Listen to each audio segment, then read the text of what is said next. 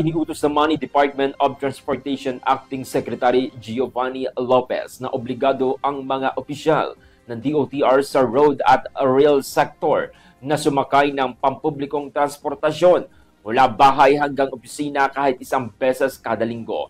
Layunin nito na maramdaman mismo ng mga opisyal ang hirap at pangangailangan ng mga commuter. Sakop ng direktiba ang mga Undersecretary, Assistant Secretary, Regional Directors ng LTO at LTFRB. Gayon din ang mga pinuno ng LRTA, PNR at MRT3. Inatasan silang magsumiti ng lingguhang ulat at rekomendasyon kung paano mas mapapabuti ang biyahe ng publiko. Si Lopez mismo ay sumakay ng pampasaherong bus sa Commonwealth Avenue at inamin ang bigat ng sitwasyon.